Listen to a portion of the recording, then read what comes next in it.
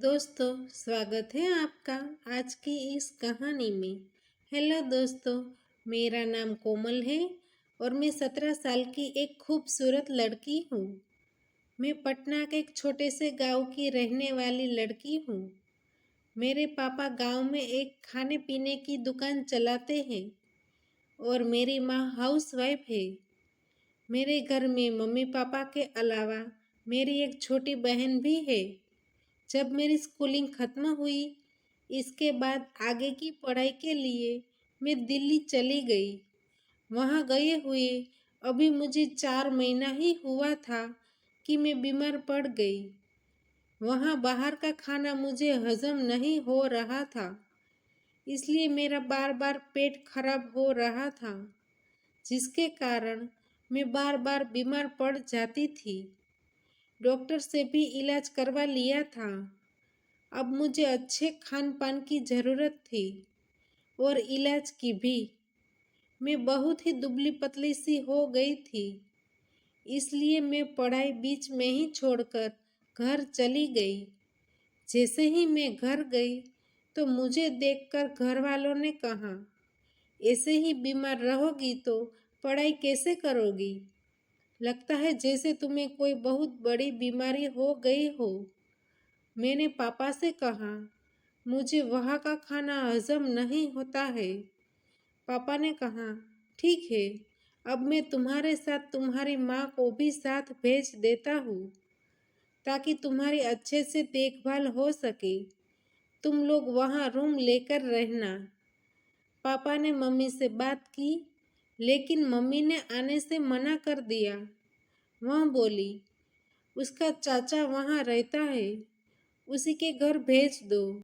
वहाँ रहकर अपनी पढ़ाई पूरी कर लेगी और सब कुछ बहुत सस्ते में भी निपट जाएगा। फिर 15 दिन बाद पापा ने चाचा से बात करके मुझे उसके वहाँ भेज दिया। मैं चाचा के घर चली गई। सुबह नाश्ता करके 10 बजे कॉलेज चली जाती थी। दोपहर में 2 बजे मैं वापस आ जाती थी। कभी कभार चाचा के साथ बाहर खाना खाने के लिए भी चली जाती थी। अब दिन अच्छे से गुजर रहे थे, सब कुछ सही से चल रहा था। ऐसे ही 6 महीने गुजर चुके थे।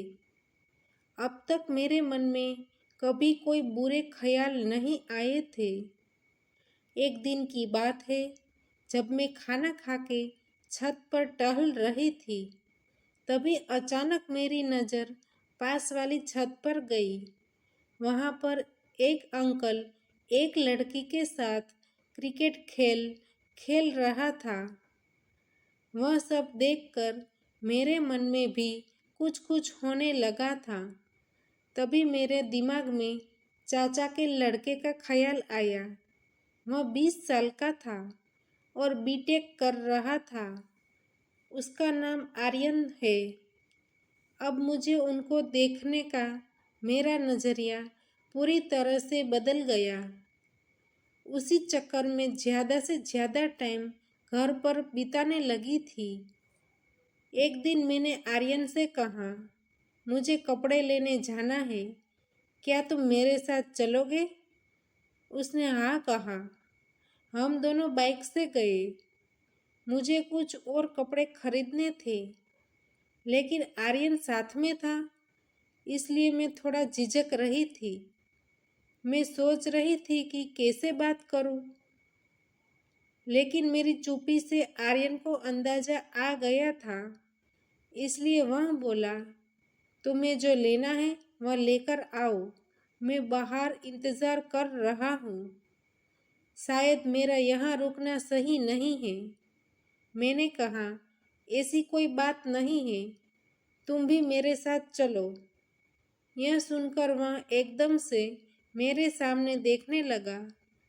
मुझे लगा अब वह गुस्सा करेगा, पर वह कुछ नहीं बोला और वही खड़ा रहा। फिर मैं अपने ज़रूरत के कपड़े लेकर आ गई। फिर हम दोनों निकल गए। रास्ता थोड़ा खराब था, इसलिए मैं बाइक में अपना संतुलन खो रही थी।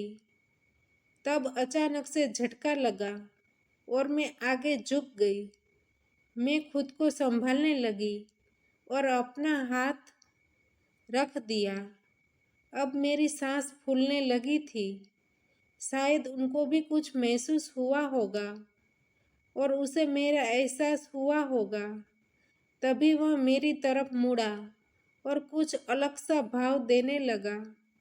उनके चेहरे पर थोड़ी स्माइल थी। मैंने कहा, क्या हुआ? वह बोला, कुछ नहीं। फिर हम दोनों के बीच धीरे धीरे इधर उधर की बातें होने लग गई थी। फिर हम दोनों अच्छे दोस्त बन गए और अब हम लोग खुलकर बातें भी करने लगे थे। एक बार चाचा कुछ दिन के लिए किसी काम की वजह से गांव गए थे। तभी एक दिन आर्यन का कॉलेज से आने का वक्त हो चुका था और मैं दरवाज़ा खुला छोड़कर जानबूझकर नहाने चली गई। मुझे पता नहीं चला कि कब वह आ गया और वह सीधा बाथरूम में घुस गया। मेरी नज़र जैसे ही उन पर पड़ी, मैं एकदम से बौखला गई। उसने एक नज़र मेरी ओर देखा। तभी मुझे कुछ समझ में नहीं आ रहा था कि मैं क्या करूं। मैं बहुत ज़्यादा घबरा गई थी। मैं टॉवेल लेकर तुरंत बाहर आ गई। अब मैं सोच रही थी कि मैं उनको मुंह कैसे दिखाऊंगी। फिर मैं अपनी दोस्त के घर चली गई और शाम को वापस आई। तब वह मोबाइल चला रहा था। मुझे देखकर वह बोला, सुबह की गई अभी आ रही हो? तब मैंने कहा, सॉरी आर्यन। वह बोला, अरे यार, वह सब तो नॉर्मल है, तुम इतना क्यों टेंशन ले रही हो? फिर मैं बोली, मैं बहुत डर गई थी, इसलिए मैं चली गई थी। वह बोला, इसमें इतना डरने की क्या बात है? शहर में यह सब नॉर्मल है। यह सारी बातें सुनकर मेरे कान बजने लगे थे और मैं एकदम से किसी और दुनिया में खो गई। उसने कहा, तुम किसी भी फालतू चीज़ का टेंशन मत लो।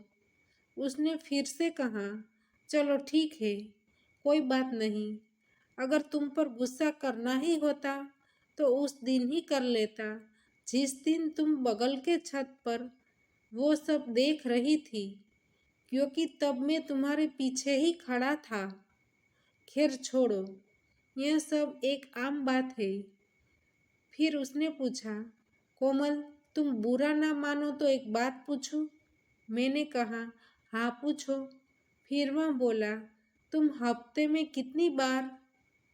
मैंने कहा, तुम यह कैसी बात कर रहे हो?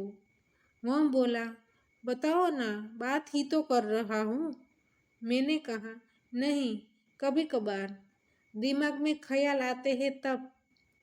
अब मुझे इस तरह की बातों में मज़ा आ रहा था। वह बोला, तुमने कभी क्रिकेट मैच खेला है? मैं चुप रही। फिर से वह बोला, बताओ ना। मैंने कहा, अभी तक नहीं। उसने कहा, इसलिए यह सब कर रही हो।